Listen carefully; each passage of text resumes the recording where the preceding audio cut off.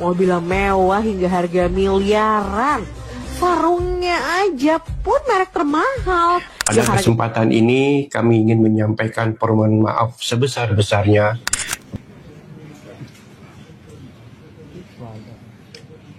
Saya telah mengumpulkan 10 kesalahan dan kelemahan dalam sistem pendidikan di pesantren, yang itulah yang membuat mereka itu semakin lama semakin pudar pengaruhnya. Dan bab fi nuzuli tahrimil khamri ing dalam bertel akan turune Guru Gembul versus Trans 7. Siapa yang lebih kuat? Pertanyaan ini terdengar aneh, bahkan terasa tak sebanding. Bagaimana mungkin satu orang dengan kamera dan akun YouTube bisa disandingkan dengan Trans 7? Sebuah jaringan televisi nasional dengan modal triliunan dan jangkauan ke seluruh Indonesia? Faktanya, dunia digital hari ini membuat perbandingan itu menjadi relevan. Keduanya adalah platform media. Bedanya, Trans 7 adalah televisi besar dengan ratusan kru, editor, produser, dan jaringan siaran nasional. Sementara Guru Gembul hanyalah satu kanal YouTube yang diisi oleh satu sosok, seorang guru dengan gaya tutur santai tapi penuh kritik keras, pedas dan tak jarang berbau kontroversi. Beberapa waktu lalu, Trans 7 tersandung masalah. Salah satu tayangannya, Exposed Uncensored, dianggap menyinggung pesantren. Gelombang protes pun membesar.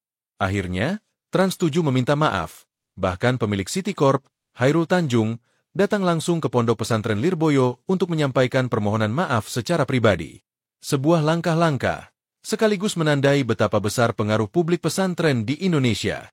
Tapi di sisi lain, Guru Gembul selama bertahun-tahun terus menyuarakan kritik keras terhadap pesantren. Ia menyoal adab santri, mengeluarkan istilah feodalisme pesantren, mengkritik kitab Taklimul Muta'alim, dan bahkan menyusun daftar 10 kesalahan pesantren. saya telah mengumpulkan 10 kesalahan dan kelemahan dalam sistem pendidikan di pesantren, yang itulah yang membuat mereka itu semakin lama semakin pudar pengaruhnya, dan mohon dengarkan. Tak ada permintaan maaf, tak ada tekanan dari luar, dan tak ada keharusan untuk tunduk. Ia tetap melenggang di dunia digital dengan jutaan penonton setia. Mengapa Trans 7 bisa jatuh karena satu tayangan, sedangkan Guru Gembul bisa terus bicara tanpa tersentuh? Mungkinkah sebenarnya ada backing kuat di belakang Guru Gembul? Dalam bahasa sederhana, backing berarti penopang kekuasaan, seseorang atau kelompok yang memberi perlindungan, entah karena koneksi, kepentingan, atau kesamaan visi. Dalam dunia media, backing bisa berupa korporasi, tokoh politik, lembaga, bahkan komunitas digital dengan kekuatan opini yang masif. Namun dalam kasus Guru Gembul, backing ini tak kasat mata. Tidak ada partai yang secara terbuka mendukungnya. Tidak ada lembaga yang secara resmi menaunginya. Yang tampak justru backing paling kuat di era digital. Publik itu sendiri. Guru Gembul hidup dari algoritma. Ia bukan disokong korporasi, tapi oleh penonton yang merasa terwakili suaranya. Setiap kali ia berbicara tajam, penonton menganggapnya jujur. Setiap kali ia menantang sistem, publik menyebutnya berani. Dan ketika ia dikritik, ribuan komentar membanjiri lini massa untuk membelanya. Disitulah kekuatannya. Bukan kekuasaan formal, tapi legitimasi sosial. Tapi, tentu, ada sisi lain yang lebih gelap. Di dunia digital, popularitas juga bisa jadi bentuk perlindungan. Semakin besar nama seseorang, semakin sulit disentuh tanpa menimbulkan reaksi balik. Dan di situ muncul dugaan kedua. Apakah ada pihak yang sengaja membiarkan Guru Gembul tetap bersuara, karena suaranya menguntungkan narasi tertentu?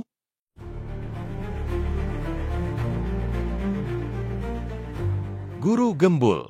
Dalam berbagai videonya, ia sering menyinggung sistem pendidikan pesantren, mulai dari cara mengajar, relasi santri dan kiai, hingga kitab-kitab yang digunakan. Kritiknya keras, bahasanya lugas, dan terkadang menyentuh wilayah sensitif yang membuat sebagian besar kalangan pesantren bereaksi. Selama kurang lebih 5 tahun, tidak ada alasan logis kenapa ia melakukan itu. Tapi terungkap belakangan, kritik yang dilakukan karena alasan cintanya pada pesantren.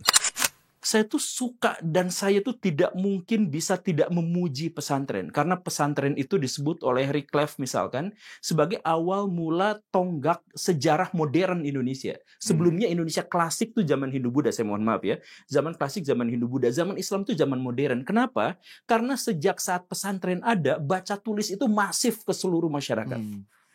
Jadi tonggak awal kita memiliki peradaban yang diakui sebagai sejarah modern itu adalah ketika Islam masuk. Kenapa ketika Islam masuk? Bukan hanya gara-gara Islamnya, tapi gara-gara ada lembaga pendidikan yang mewujudkan pendidikan itu ke seluruh kasta. Sebelumnya pendidikan ada, tapi dalam kasta tertentu. Sekarang ini. Nah, kemudian zaman kemerdekaan. Zaman kemerdekaan itu jumlah laskar jauh lebih banyak daripada TKR misalkan. Dan laskar itu 85% adalah dari dari pesantren, dari santri. Jadi pesantren itu kuat dan kita tidak mungkin bisa memisahkan Indonesia dengan sejarah pesantren. Mustahil. Kita nggak bisa seperti itu. Tapi sekarang dibully terus-terusan. Media menjelek-jelekan terus-terusan. Saya ajak orang-orang introspeksi diri. Please, pesantren, tolonglah berbenah. Kalian tuh punya reputasi yang besar, reputasi yang baik. Punya kesakralan tertentu dalam sejarah Indonesia. Ketika sekarang ada begitu banyak kritikan, ada begitu banyak masukan, ada begitu banyak ejekan dan caci maki, ayolah kita berpikir bahwa yuk kita bisa memperbaiki diri. Gitu. Berikut ini beberapa kritik utama Guru Gembul terhadap pesantren yang akan kita bahas satu persatu. Kitab Taklimul Muta'alim dianggap usang dan tidak relevan dengan pendidikan modern. Kitab Ta'lim Muta'alim itu siapa penulisnya, riwayat hidupnya tidak jelas, kapan dia meninggal dan kapan dia dilahirkan juga tidak terlalu jelas dan sebagainya. Tetapi kitab ini dipuja dan dijadikan pedoman sebelum orang-orang pesantren belajar apapun, dia pasti belajar ini dulu tentang adab. Apakah adab terhadap guru itu seperti itu yang dijelaskan dalam Islam? Tidak semuanya seperti itu. Itu adalah bagian kecilnya. Lebih banyak cerita tentang patronasi kebudayaan pada waktu itu daripada menceritakan tentang adab Islam terhadap guru yang sesungguhnya. Tapi itu kemudian dipakai sampai sekarang dan dianggap sebagai penulisnya dianggap sebagai bapak pendidikan Islam dan akhirnya apa, pendidikan Islam berpola seperti itu tidak berkembang ketika peradaban-peradaban yang lain maju dengan psikologi pendidikan, dengan manajemen pendidikan, dengan apa, kita masih terjebak pada metode dan pola pikir pendidikan masa lalu hanya gara-gara kitab ini dianggap sebagai kitab sakral yang bagian dari Islam. Padahal ini produk budaya Baraya, bisa ditolak, bisa dibantah, bisa didiskusikan. Kalau misalkan kita menolak kitab ini tidak jadi masalah. Guru Gembul menyebut bahwa pesantren terlalu memuja kitab Taklimul Muta'alim, seolah-olah ia adalah teks suci yang tak boleh dikritik. Ia menganggap isinya hanyalah produk budaya dari masa lalu yang tidak relevan dengan pendidikan modern. Namun, pandangan ini muncul karena melihat dari luar pagar pesantren, tanpa menyelami makna dan fungsi kitab tersebut dalam konteks tradisi keilmuan Islam. Dalam dunia pesantren, Taklimul Muta'alim bukan sekadar buku pegangan. Ia adalah pondasi adab dan etika belajar yang diajarkan sejak santri pertama kali memulai perjalanan intelektualnya. Kitab ini ditulis oleh Syekh Az-Zarnuji, seorang ulama besar abad ke-13, dengan judul lengkap Taklim Al-Muta'alim Thoriq At-Ta'allum, tuntunan bagi penuntut ilmu tentang jalan belajar. Kitab ini menjadi bagian inti dari kurikulum pesantren, berdampingan dengan kitab-kitab dasar lainnya. Ia dipelajari bukan hanya lewat bacaan, tapi juga lewat tradisi lisan. Santri membaca nadzoman, bait-bait syair berbahasa Arab, menghafal kutipan pentingnya, dan melakukan lalaran bersama-sama. Tujuannya bukan memuja teks, tapi menanamkan nilai-nilai adab yang kelak menjadi pondasi akhlak dalam menuntut ilmu.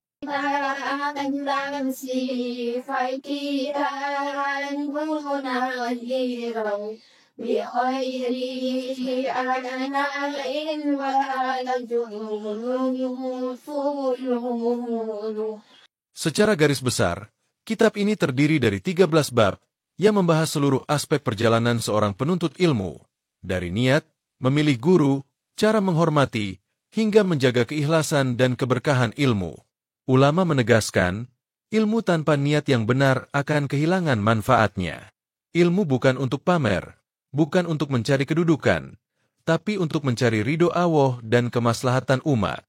Ini bukan sekadar ajaran agama, tapi filosofi moral pendidikan, sesuatu yang juga diidamkan dunia modern. Pada bab berikutnya, dalam Taklim Muta'alim berisi memilih guru dan ilmu yang tepat. Santri diajarkan untuk memilih guru yang berilmu dan berakhlak, bukan hanya pandai bicara. Dalam konteks modern, ini sejalan dengan prinsip belajar dari sumber kredibel, sesuatu yang ironisnya justru sering diabaikan di era media sosial. Berikutnya tentang menghormati guru dan sesama pelajar.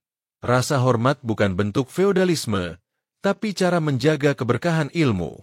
Karena ilmu tidak hanya ditransfer lewat teks, tapi juga lewat sikap, budi, dan teladan. Itulah sebabnya adab selalu mendahului ilmu di pesantren. Pada bab 4, berisi menjaga diri dari hal yang menghalangi keberkahan ilmu.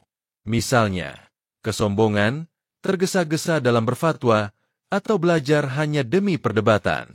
Nilai-nilai ini relevan sekali dengan dunia digital hari ini, di mana banyak orang pintar tapi tak sabar.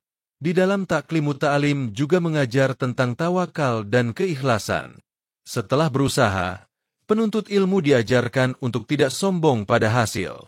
Ilmu yang tidak membuatmu rendah hati akan menjerumuskanmu pada kesombongan. Ini nilai universal, tak lekang oleh zaman.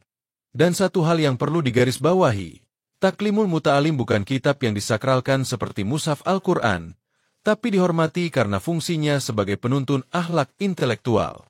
Ia adalah panduan moral bagi dunia pendidikan Islam. Bahkan, banyak prinsipnya kini sejalan dengan teori pendidikan modern, seperti karakter building, ethical learning, dan lifelong learning.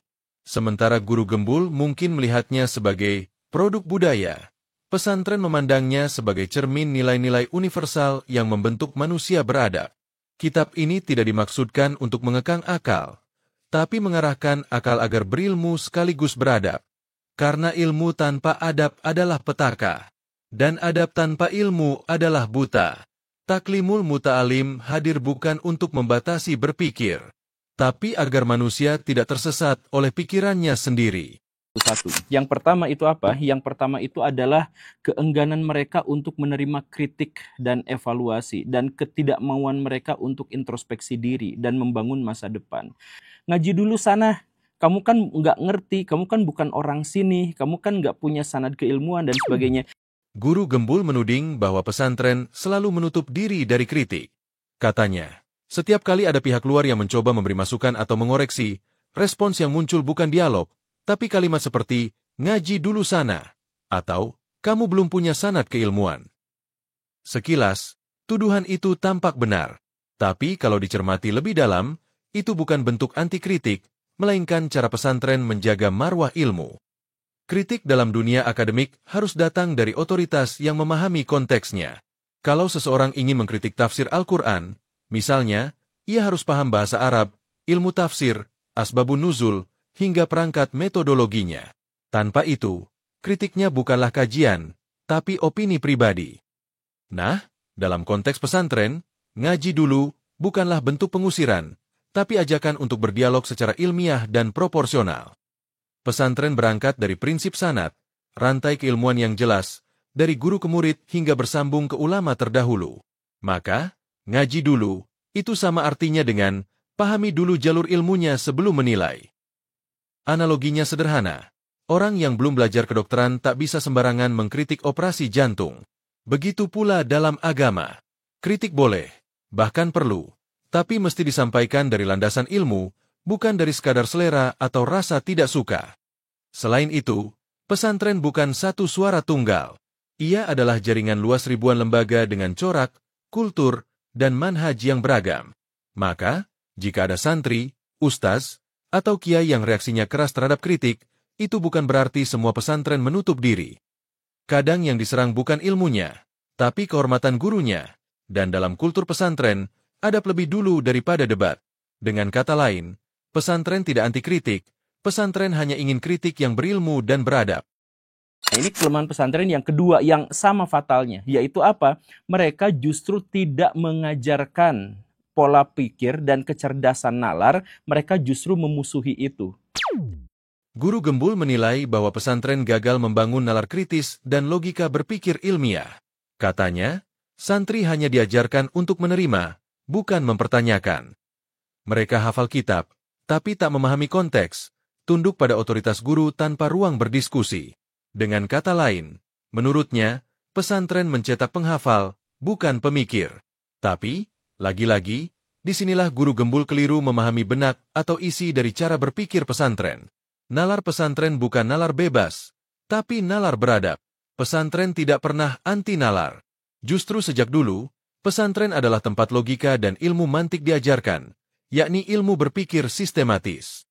Kitab seperti Sulam Al-Munawrak, Tahrir Al-Qaul, hingga Ishaq Huji adalah kitab logika yang dikaji di banyak pesantren, bahkan sebelum istilah critical thinking jadi tren di kampus-kampus barat.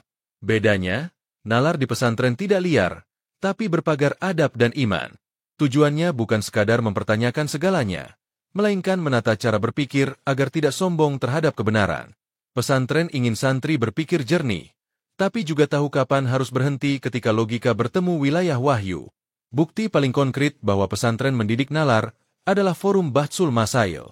Nah itu coba ya saya berikan garis bawah kepada Lirboyo. Untuk Bahsul Masail kita tidak boleh menggunakan kaidah fikih, usul fikih dan nahwu. Ini perhatikan ini. Kaidah fikih, usul fikih dan nahwu tidak diperkenankan digunakan dalam Bahsul Masail.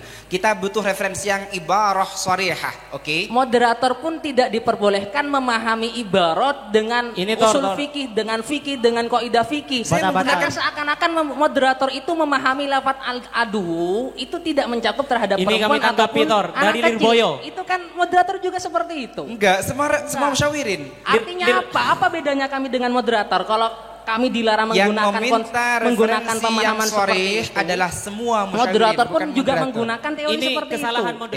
moderator rasa musyawirin. Disinilah para santri dan kiai berdiskusi, berdebat, dan berargumentasi tentang persoalan kontemporer, mulai dari hukum fintech, vaksin, sampai kebijakan politik. Mereka tidak asal ngomong, tapi merujuk kitab, dalil, dan pandangan ulama lintas mazhab. Semua ini bukan dogma, tapi berdasar rasionalitas terstruktur dan terukur. Dalam forum ini, seorang santri boleh saja berbeda pendapat dengan gurunya, asal tahu dasar ilmunya. Maka dari itu, nalar pesantren adalah nalar berjenjang, berpikir kritis, tapi dengan akar, bukan liar. Jadi kalau guru gembul bilang pesantren tidak melatih nalar, mungkin karena ia hanya melihat dari luar, tidak ikut duduk di malam-malam ngaji, mendengar perdebatan di pondok, atau mencicipi panasnya Bahsul Masail yang bisa berjam-jam tanpa kesimpulan pasti. Pesantren memang tidak mencetak pembantah, tapi penimbang.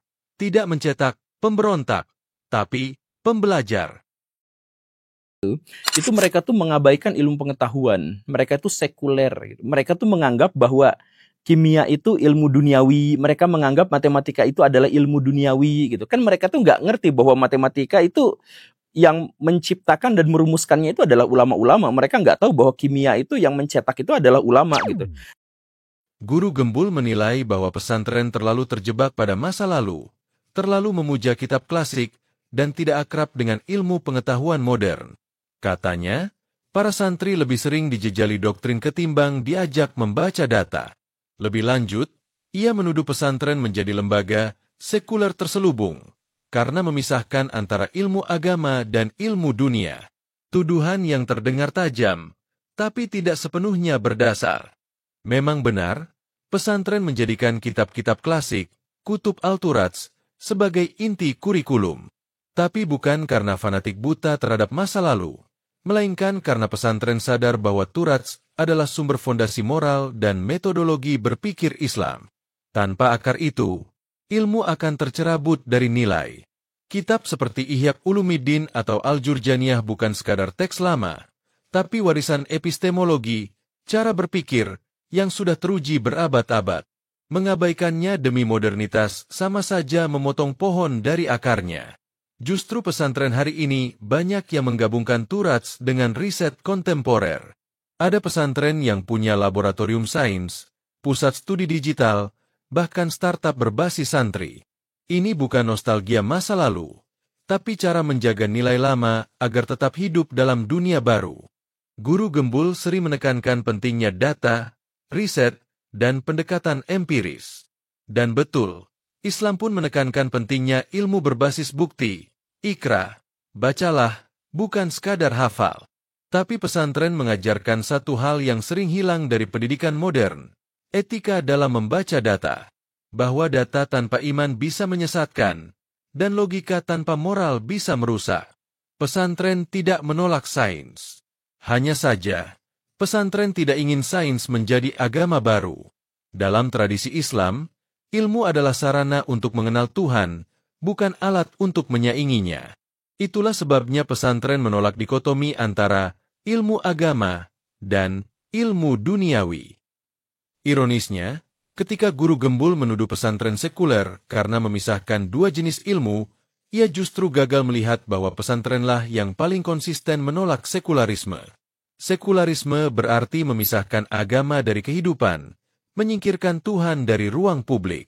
Sementara pesantren berjuang agar setiap ilmu, bahkan matematika, teknologi, atau biologi, kembali punya orientasi spiritual, menjadi jalan menuju keberkahan, bukan sekadar karir atau gelar.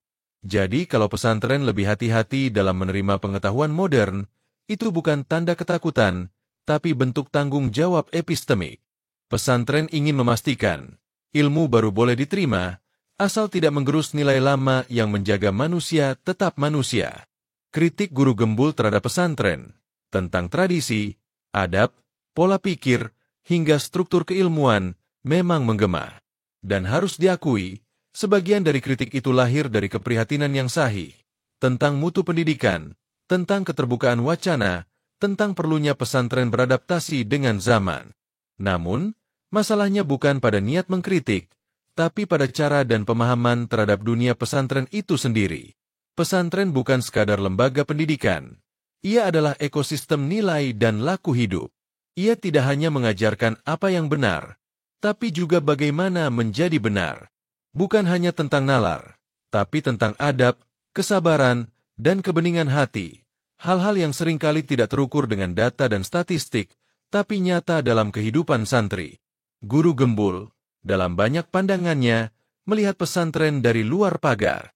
Ia menilai sistemnya tanpa merasakan ritmenya, menyoroti teksnya tanpa memahami ruhnya. Ia mengkritik perilaku sebagian santri atau kiai, lalu mengeneralisasi menjadi wajah pesantren secara keseluruhan. Padahal pesantren, seperti juga universitas atau sekolah manapun, punya ragam, warna, dan tingkat kematangan yang berbeda-beda. Pesantren bukan fosil masa lampau yang takut terhadap perubahan. Ia adalah tradisi yang hidup, yang berakar kuat tapi lentur. Di banyak tempat, pesantren kini memadukan ngaji kitab dengan coding, tahfidz dengan riset AI, debat fikih dengan diskusi politik publik. Ini bukan paradoks, tapi bukti bahwa iman dan akal bisa berjalan seiring. Yang sering dilihat sebagai ketertinggalan, kadang sebenarnya adalah ketenangan untuk tidak ikut arus. Ketika dunia berlomba cepat, pesantren memilih berjalan pelan, tapi pasti, agar tak kehilangan arah. Kritik seperti guru Gembul penting, agar pesantren tidak terjebak dalam puja diri. Tapi lebih penting lagi, agar masyarakat juga tidak kehilangan rasa hormat terhadap lembaga yang sudah berabad-abad menjaga moral bangsa. Karena di balik tembok sederhana, di antara suara ngaji yang lirih setiap malam, pesantren sedang melakukan hal yang dunia modern sering gagal lakukan, mendidik manusia, bukan sekadar mencetak tenaga kerja.